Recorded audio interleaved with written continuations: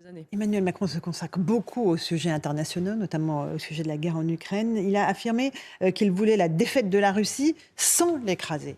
Est-ce que là, vous lui dites qu'il est sur la bonne ligne, et sur la bonne ligne pour arriver un jour peut-être à une solution Alors, négociée entre les plusieurs deux choses. belligérants? Sur le sujet précis, de fait, il a raison, indéniablement, puisque écraser la Russie, ça veut dire, dans son esprit, j'imagine, ne pas risquer de faire tomber Vladimir Poutine. Pourquoi ?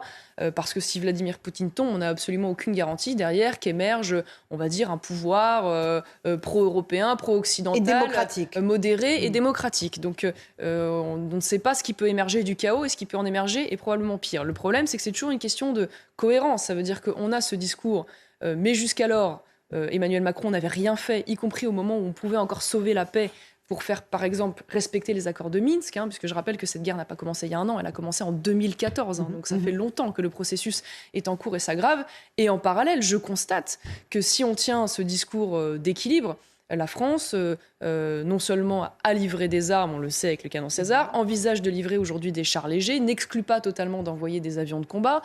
Donc j'ai l'impression qu'en parallèle, la France va plutôt contribuer à une escalade par la livraison d'armes que véritablement par une recherche d'équilibre. La France soutient indéfectiblement l'Ukraine. C'est la Oui, position mais d'Emmanuel il y a Macron. beaucoup de manières de soutenir l'Ukraine, notamment financièrement, notamment en formant des effectifs, notamment, pourquoi pas, moi je ne suis pas hostile à cela, à ce qu'il puisse y avoir des troupes à la frontière pour rassurer notamment nos partenaires européens qui pourraient être inquiets, même si moi là-dessus j'y crois assez peu, mais qui pourraient être inquiets de l'extension du conflit au-delà des frontières de l'Ukraine. Pourquoi pas? En revanche, livrer des armes, c'est évidemment un processus extrêmement dangereux. Mais ils ont besoin de ça, les Ukrainiens. Oui, ça commence par des munitions, ça continue avec les Césars, les chars, et puis demain, ce sera quoi? Et à quel moment on s'arrête? À quel moment ça devient illégitime? Parce que finalement, les Ukrainiens, vous venez de le dire à l'instant, ont besoin de tout pour se défendre, et c'est bien Sinon, légitime. ils seront écrasés. Voilà. Le problème, c'est qu'on vient d'apprendre, alors reste à savoir si c'est confirmé, mais que peut-être la Chine envisagerait, selon les Américains,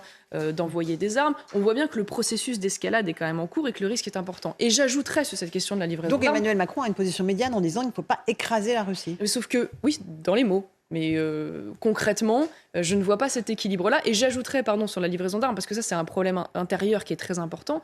Il y a eu un rapport parlementaire qui a été rendu il y a quelques jours de cela seulement, qui indique, je reprends les mots, que les stocks français, notamment de munitions, sont en état critique, que nous sommes, et il pointe du doigt cela, dépendants de l'étranger pour un certain nombre de matériels essentiels.